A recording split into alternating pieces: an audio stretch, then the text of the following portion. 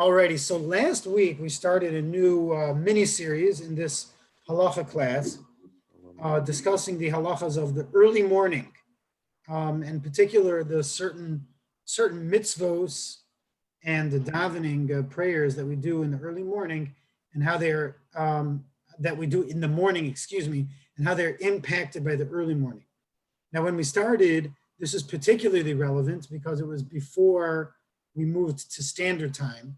And last week was the latest week that we had, where sunrise in Cincinnati was as late as 8 o'clock, which makes things very challenging for people that need to get to work early, because your normal time, if a 6:30 shacharis is way too early. So we started talking about those halachas. We covered hand washing, and that was 2 weeks ago. Last week we covered talis, and tonight we're going to discuss tefillin. So now talis and tefillin, you'll find, if you look in a luach, or you look in any of these places that record all the different times, you'll notice that talis and tefillin are grouped together. And that is because, as far as timing is concerned, they are together, but there's some important differences, and that's what I want to focus on. So let's begin with the Shulchan Aruch. So the halachas of talis were in the Shulchan Aruch Orach Chaim Siman Yudches, that's 18, and the halachas of tefillin are in Shulchan Aruch Orach Chaim Siman Lamed, which is number 30. So here the Shulchan Aruch writes, Zman hanachasam baboker, the time for putting on tefillin in the morning is mishiyares chaveru haragul imo ketzatz b'richuk dal amos v'yakiben. When you're at a distance, when you can recognize someone who you are a little bit familiar with, at a distance of 4 amos. So 4 amos is somewhere between 8 and 6 feet, depending on which opinion you follow. And we're talking about someone that you're not very, very close with, because if someone that you were very close friends with, you could recognize them in very, very little light. You know right away who it is. So we're talking about someone that's not a total stranger. You know them a little bit, an acquaintance. So it needs to be late enough in the morning that you have enough light that you could recognize who that person is. Now, practically speaking, I'll just spill the beans and let you know that there are different opinions, and the most lenient opinion is 60 minutes before sunrise, and the more commonly followed opinion, where it is feasible to do so, is somewhere between 45 and 50 minutes before sunrise. You're talking about putting on tefillin? Yes, talking about putting on tefillin. The earliest time for putting on tefillin. And what was I going to say? In Cincinnati, the practice, the opinion which is followed by all the shuls, is 60 minutes. And that's for a practical reason, because in Cincinnati, sunrise gets very, very late during the winter months. And it's 60 minutes is already a challenge. We're not able to maintain a 6:30 shacharis for the entire year, even with following the most lenient opinion. But with Hashem's help, we'll get into more detail about how to calculate that time in another 2 weeks or so. But let's zero in on tefillin. So tefillin and talis, we just learned that the time frame for tefillin is enough light to see your friend who you are acquainted, a little bit familiar with, at a distance of 4 amos. And the language of the Shulchan Aruch regarding talis is enough light that you can tell the difference between the blue strings and the white strings. What's interesting is that the post can tell us that these two things are the same exact time. They're two different expressions, but they're the same time in the morning, the same amount of light. To recognize an acquaintance from 4 amos away is the same amount of light it takes to tell between the blue strings and the white strings, which is interesting. It's also interesting to note that our sages, the Talmud, used different language for the same time. Why did they do that? I think the simple pshat is because it depends on what you're talking about. If you're talking about a talus, blue strings and white strings is a very practical example to give. If you're talking about tefillin, you're not going to talk about blue strings and white strings.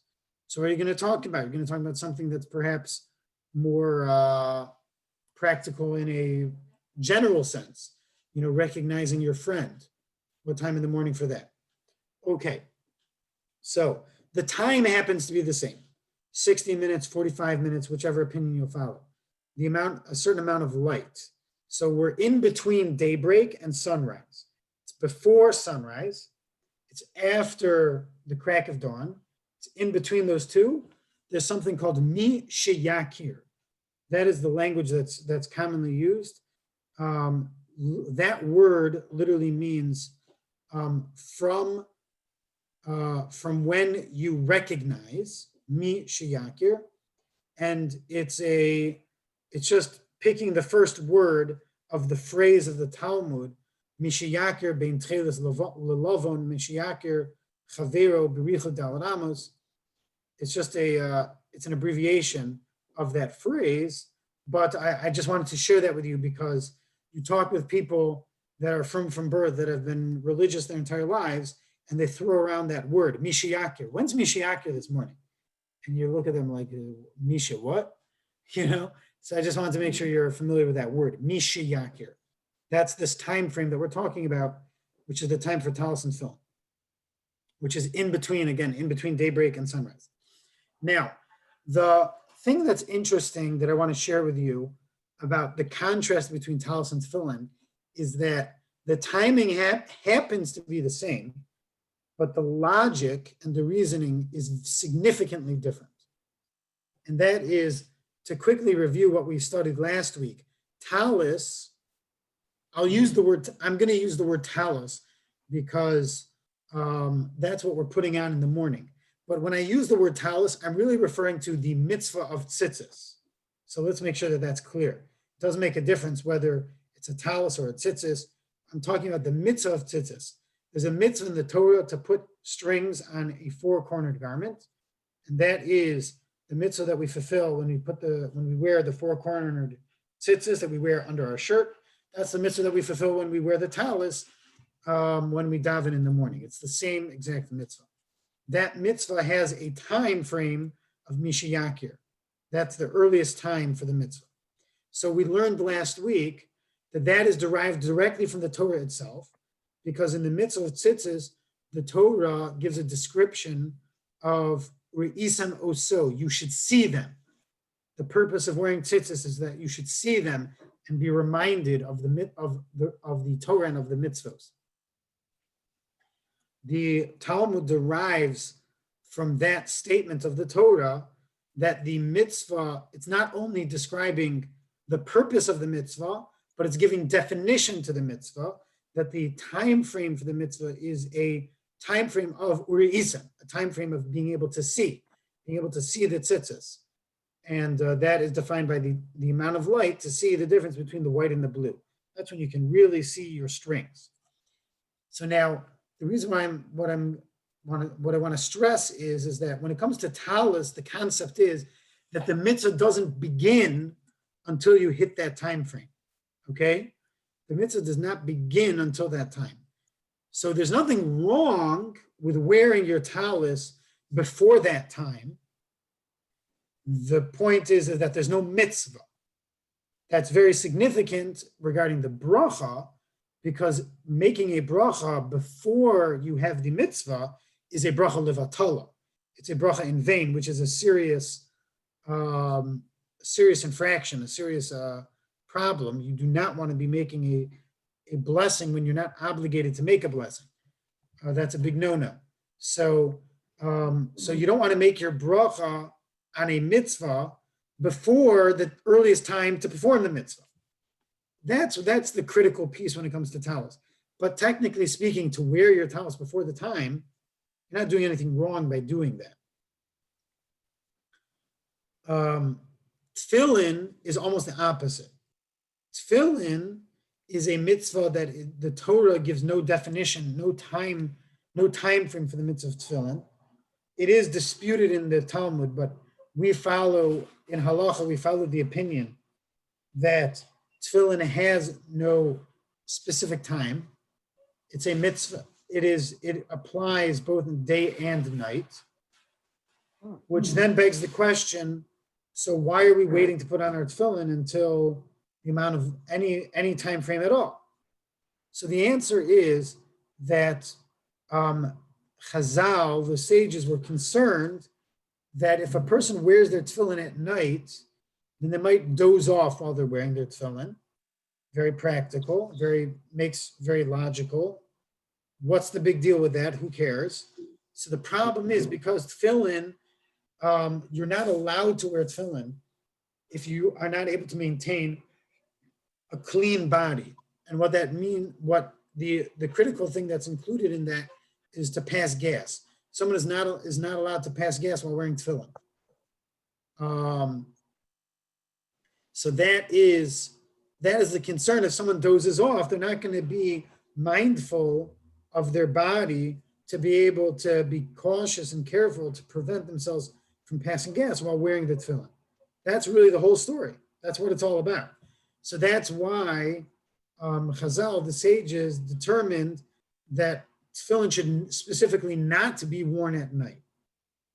Now, how do you define the night? So when the day ends and the sun sets, it becomes night. How about the morning? You get up early in the morning. Is it day or is it night? Did I wake up in the morning or did I wake up in the night? So that is where the time frame comes in. The time frame of Mishiyakir, the amount of light to be able to recognize your friend, that time frame is when it was determined that most people are not going back to sleep at that point. That's a point in the morning where most people are up for the day, and therefore there's no concern of a person dozing off while wearing their tefillin. So that's where that time frame comes from. So now if you think about it, in a certain way, it's less strict than Talis, and in a certain way, it's more strict than Talis. In a certain way, it's less strict than Talis in that the mitzvah of tefillin, as far as the Torah is concerned, applies at night as well. And the time frame in terms of the earliest time for tefillin has is not a limitation in terms of the Torah mitzvah of tefillin. However, on the contrary, it's also more strict than Talis in a certain sense, because Talis, as I mentioned, there may be no mitzvah, but they're not doing anything wrong. There's nothing wrong with wearing a talis too early. Tefillin, however, there's actually something wrong. There's something wrong with that because you're wearing your tefillin at a time where there's a concern that you might doze off. So that is a whole different issue. And that is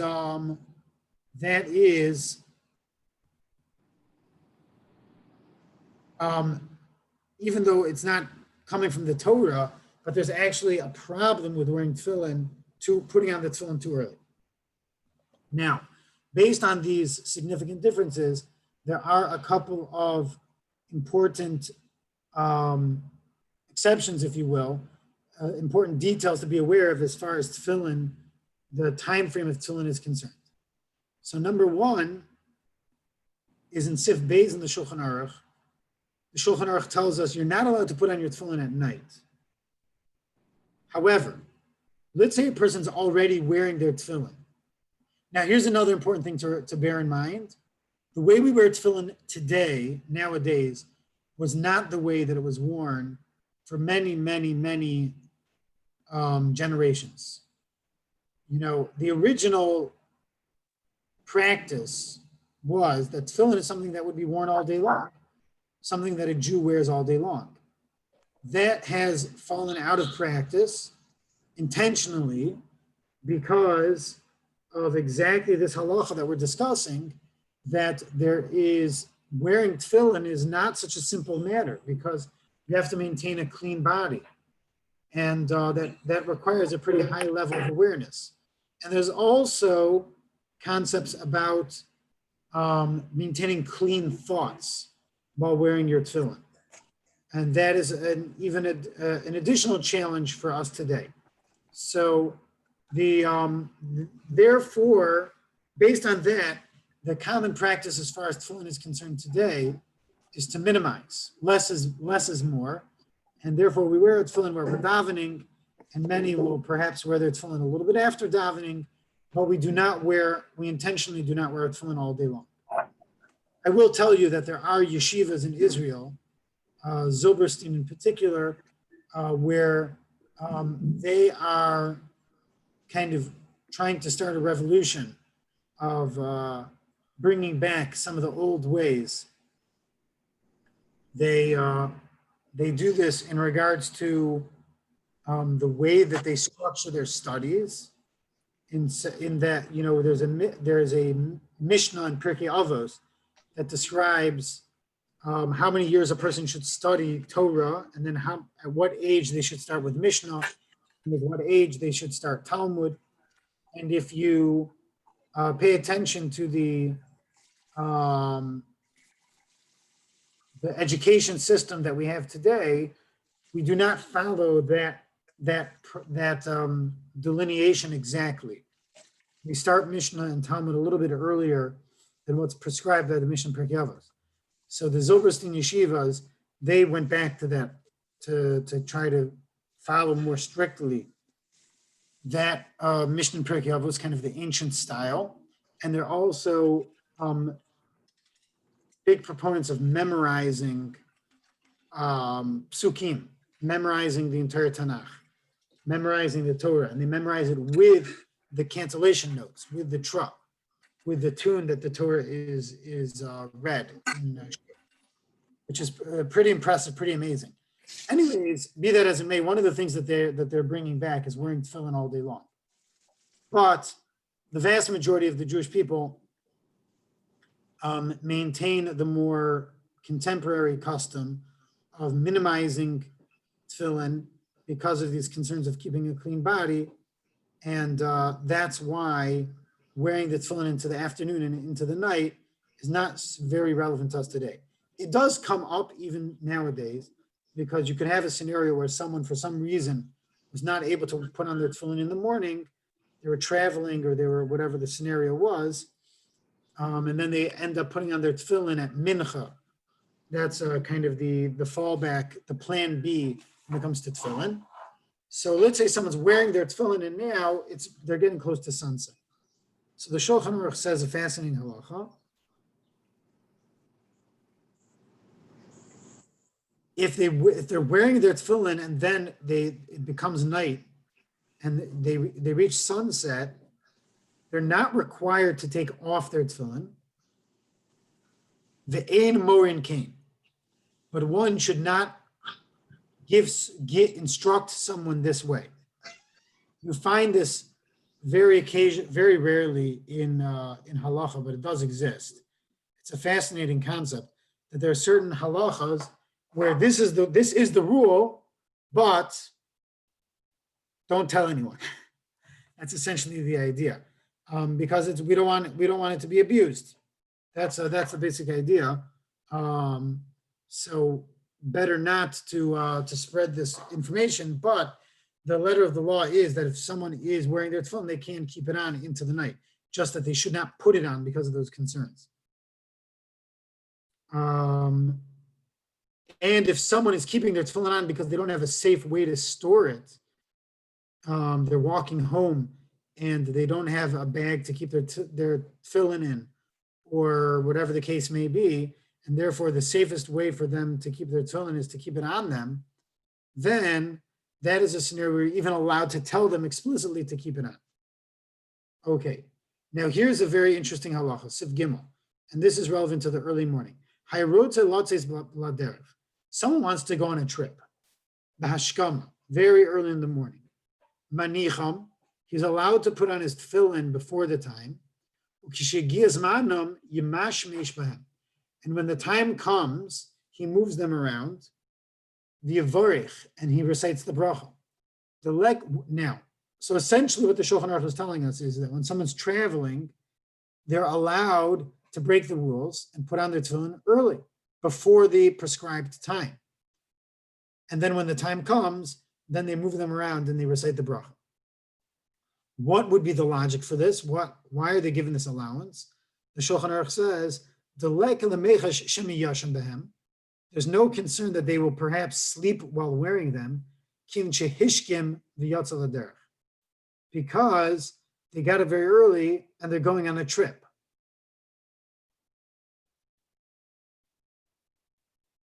So the idea is that if someone is traveling, that is going to prevent them from falling asleep. So if they got up very, very early to go on a trip and it's before Mishiyakir, it's before the prescribed time for tefillin, then no problems. They're allowed to wear their tefillin that early, but they cannot recite the bracha.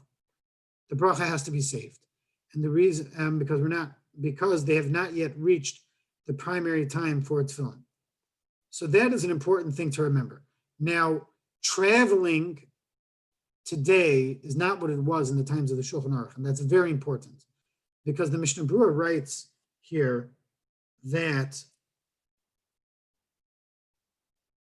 Davka holech beraglav. This only applies to someone who's traveling by foot. O rochev, or someone who's riding. Aval yoshev ba'agala, but if someone is riding in a carriage, also laniach, he's not allowed to put them on. Shem yeshem behem, perhaps he will fall asleep while wearing them. So this is very, very relevant to us, because you think, oh, I'm traveling, and let's say a person's traveling, they have to catch a 6 a.m. flight. So then someone might think that I can go ahead and put my tefillin on early and nothing to worry about, because I'm traveling, right? Wrong. I'm not traveling by foot. I'm sitting in a plane. And while I'm sitting in the plane, chances are that it's very likely that I'm going to doze off, right? That planes are the best place to nap. What else are you doing? So that's very important to remember, that this allowance of early tefillin does not apply unless they're traveling on a plane. Now, once we see, so again, the Shulchan Aruch is saying that there is an exception to the rule with tefillin. If someone is traveling by foot, then they could put their tefillin on early, but they should still not make the bracha until the proper time. What if they made the bracha too early by accident? So the Shulchan Aruch, which is very possible, think about it. A person's used to always making the bracha as soon as they put them on. And then they say, oh, I'm allowed to put my tefillin on early today because I'm traveling, because I'm hiking, whatever it is. I'm going on a long walk to get somewhere. It's very possible that the person will fall into the habit that they're used to, and they'll go ahead and they'll recite the bracha right away, when really they're supposed to be waiting to make that bracha. Says the Mishnah Berurah,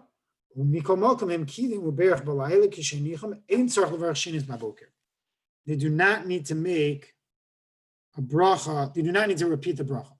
If they accidentally made the bracha earlier, they do not need to repeat that bracha.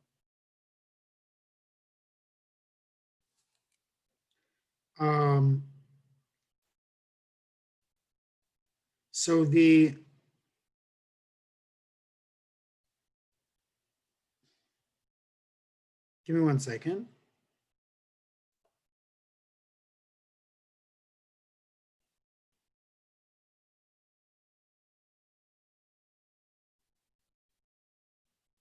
So there's two things to clarify here. One is that why would you not need to repeat the bracha? So the Chavetz Chaim in the Bir Halacha explains the source for this, and he says that this is coming from Rabbi Kiva Eger. This is coming from one of the later poskim, and Rabbi Kiva Eger is saying this because there's an opinion, which is not the opinion that we follow, but it's relevant, as you'll see in a moment. There's an opinion that says that this allowance to put on your tefillin early when you're traveling when you're traveling by foot is even includes the bracha. I mean, it's not only an exception that we're not worried you're going to fall asleep, and therefore we don't prohibit putting on your tefillin during that time, but it goes even to the extent that you can make the bracha then as well. Now, again, that's not how we paskin. That's not the opinion that we follow. The opinion that we follow is that the allowance is only regarding putting the tefillin on and not being concerned that the person will pass gas because they doze off, but the bracha should still be held back until the proper time. That's what we follow. However, says Rabbi Akiva Eiger, because there is an opinion out there somewhere, a minority opinion that says that this allowance to put on the tefillin early when someone's traveling includes the bracha, that you could even recite the bracha early, that puts us into a scenario of a suffix brachos.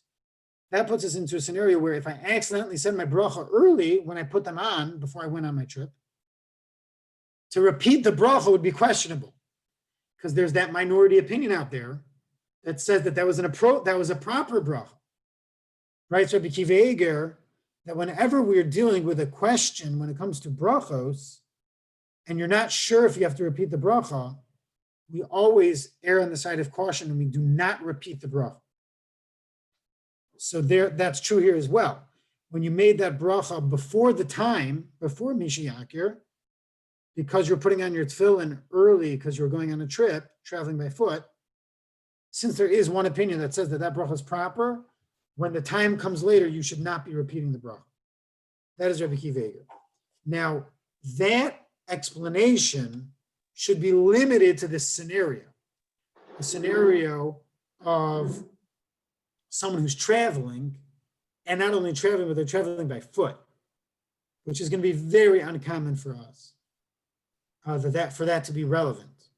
So what the Bir Halacha continues to cite is another opinion from the Birchei Yosef, which is a different posek, who says it without any qualifications, without any caveats. The Birchei Yosef writes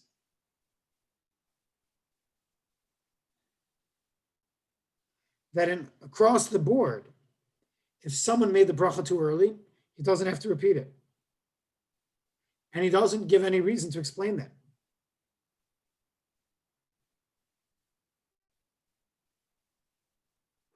Isn't it rather clear? It's a mitzvah that's still in effect at night. Excellent.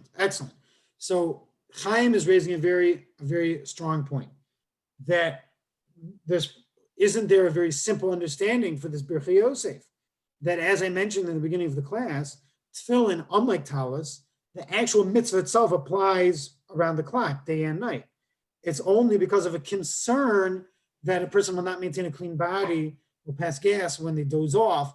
That's why Chazal, our sages, said that one should not wear tefillin at night and should not wear tefillin too early in the morning, right? So that would be a very good reason to say that if you make the bracha too early, you still made a bracha on a mitzvah, because the mitzvah applies during that time. It's clear from the Chavetz Chaim that he is not satisfied with your argument, Chaim. And it threw me off at first, I'll be honest, because the Chavetz Chaim, if you're familiar, or let me familiarize you with the Chavetz Chaim. This is the Mishnah Berurah, okay? This section up here is the Shulchan Aruch. Uh-huh. These two small sections are the Ber Heitev and the Sha'ar Tshuva, which are earlier commentaries that preceded the Chavetz Chaim. The Chavetz Chaim wrote two commentaries on the Shulchan Aruch, which he put together in one work in his Mishnah Berurah. One is called the Mishnah Berurah, and one is called the Bir Halacha. The Mishnah Berurah is his synopsis of the later poskim, which he condensed and tried to put in a very easy, readable way so that someone can learn the Shulchan Aruch, learn the Mishnah Berurah, and have a very good picture of halacha l'maisa, how to actually practice the halachas of the Shulchan Aruch with all of the later poskim in mind. That was the idea of the Mishnah Berurah. Now, there are a number of points where the Chafetz Chaim, a number of difficult points that the Chafetz Chaim had to navigate in authoring the Mishnah Berurah. The Bir Halacha he wrote the Bir Halacha to address those points. In the Bir Halacha, it's not focusing on the bottom line and the practical and a concise synopsis. The Bir Halacha is picking out the specific areas that are not so clear and going more in depth and giving you the sources that he's basing himself on and the points that he's unclear about. So this is one of these examples. In the Mishnah Berurah, all he writes is that if you make the bracha too early in the morning, you do not repeat it. Now, if you read that Mishnah Berurah and you don't dig any deeper and you don't study the Bir Halacha, you're going to be left thinking what Chaim was thinking, which is what I thought originally, that it's a rule across the board with Tefillin. No matter what the scenario, if you make your bracha too early, you don't repeat it. And why? So I thought to myself, very simply, because the mitzvah applies, bottom line. It's just a rabbinic rule not to wear tefillin at times that you might doze off. But when you dig deeper, you realize that's a mistake. It's not true. And this is a great scenario of a Mishnah Berurah where if you don't dig a little deeper, you could make a mistake about what he meant when he wrote the Mishnah Berurah, because the words that he writes in the Mishnah Berurah are, if you make the bracha too early, you don't have to repeat it. He doesn't give any qualifications. But the context is very important, because the context of that line is following the scenario of someone who's traveling. Just after discussing someone who's traveling, he ends with a one-line statement that if you make the bracha too early, you do not repeat the bracha. Now, the line by itself sounds like across the board. You look at the Bir Halacha, and all of a sudden you realize that context was very significant because of Rebbe Kiva Eger that I told you about. Now, to address Chaim's question, the Mishnah Berurah, the Bir Halacha, doesn't address Chaim's question, Chaim's thought directly. But my assumption is, I don't know, presume, assume, whatever it is, doesn't matter. The point is that the Rabbanon gave definition to the bracha. Meaning when the Rabbanon stepped in and they said, we do not want you wearing your tefillin at night, they imposed a time frame on the bracha. And this is not unusual. This is something that you find in other places, that the Rabbanon can have a certain degree of power to even tamper with something you would think is within the domain of the Torah and something that they can't touch. That's really a very big, broad scoping discussion, which is beyond the scope of tonight's class. But certainly as far as a bracha is concerned, they could include it in their rabbinic decree of not wearing tefillin at times when a person would fall asleep, is not to recite the bracha during that time. And therefore, at least on a rabbinic level, it's going to be a bracha levatala, which is still a pretty serious problem. That's the way I'm understanding it, Chaim. So that's why it's not just a simple, the mitzvah's all night, so make the bracha, whenever you make the bracha, it doesn't matter, you're covered b'diavad. It's you don't have to make it up. Scott's got a question. I think you need to unmute yourself. So if I understand correctly, for example, I have to be at work before the time for tefillin. Therefore, I've been trying to remind myself to put on tefillin in the afternoon, which I usually forget to do. So how about, so you're saying I could put on the tefillin, let's say at 5 a.m. without a bracha. Now, do I still get credit for putting on tefillin for the day? Okay, so that's a really good question. Let's start at the beginning. So putting on tefillin at 5 o'clock in the morning. So I would not recommend doing that. And I'll tell you why. Because even though it sounds similar to what we're talking about, but the Shulchan Aruch is only giving this, it's a very specific exception to the rule for someone who's traveling. I don't think Just going to work. I'm traveling to work. I'm traveling to work. Yeah, I know, but even traveling, the Mishnah Berurah gave it, said it's specifically traveling by foot, like riding in a car or in a carriage was not included in that. Now it's interesting because riding in a carriage or in a wagon, you have someone else driving the wagon. It's much more reasonable that a person would doze off. If someone's driving the car themselves, they better not doze off. But I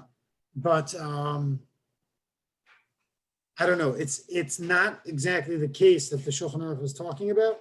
So I should continue to try to put on the tefillin in the afternoon. Yeah, that's what I would recommend. I would ask. I wonder if you have any break at all during your day where you can.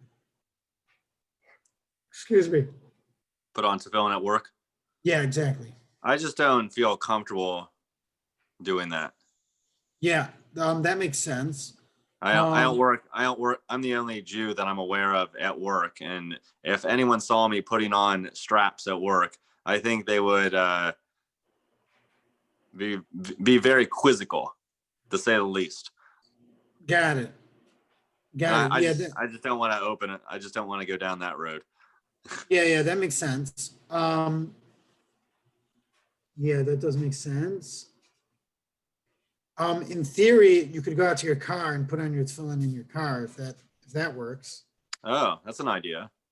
Yeah, I guess I could do that. It's an idea. Yeah, I would recommend setting like an alarm on your phone or So something. you don't have to stand up while you put on the tefillin. When you say the bracha, you don't have to stand up. So you do. So how should I say this? You do, but again, that's lichatchila. If you're in a scenario where you're finding yourself forgetting to put on tefillin altogether, much better that you should be making make your bracha while sitting down. I guess sit in my car and say the brachas over the tefillin and then say the Shema. That's what I would do if I were you. With the tefillin on. Yeah. It's an idea. Yeah, that would be my recommendation. Yeah. Okay. Anyway, so getting back to the Bir Halacha, so the scenario where you make the bracha too early and then not having to repeat it, the Bir Halacha says it has a very clear logic when you're talking about someone who's traveling, and that is sourced in Rebbe Kiva Eger. But then he goes on to mention the Birchei Yosef, who says it across the board, and there the Chavetz Chaim wonders why that should be the case, why that should be allowed, and he ends up concluding. All right, Reb, I'm gonna take off. Thank you. Yeah, go ahead, Scott. Okay, I'm just wrapping up now, anyways. Appreciate it. Good night. Have a great night. And regarding that, the Chavetz Chaim concludes that he's not sure, it's not clear to him exactly the source, because the only source that he could come up with, the only opinion that would support this is an opinion that the Shulchan Aruch is clearly rejecting. So that's why he ends up unclear about this particular point. So it's a tough call when you're dealing with that scenario because you do have the Birchei Yosef.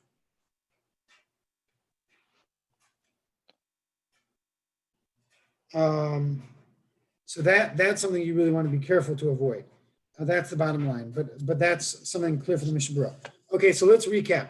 So the bottom line is the earliest time to put on your tefillin is Mishiyakir, which you could find on the Maizmanim website. As I mentioned last class, it's the same time as Talis. However, it's very different than Talis in that the mitzvah of tefillin does apply day and night, but there's a rabbinic concern that a person will doze off, and therefore they prohibited wearing tefillin at the nighttime or putting them on too early when it would still be considered nighttime. Because the logic is very different than talis, you should specifically not be putting it on during the night or too early. Unlike talis, there's no harm done by putting your talis on early, provided you don't make the bracha at the wrong time. B, there are certain exceptions to the rules that the Rabbanan put in place, such as someone who's already wearing his tefillin going into the evening and wants to keep them on, especially in the event that he wants to guard them, or someone who's traveling very, very early in the morning and wants to put on his tefillin before he leaves on his trip. He would be allowed to do that because there's no concern that he will doze off if he is traveling. That is the summary of tonight. Next week in Yirtzeh Hashem, we will continue with this general topic, and we'll discuss the earliest time to recite Shema. Okay, thank you, everyone.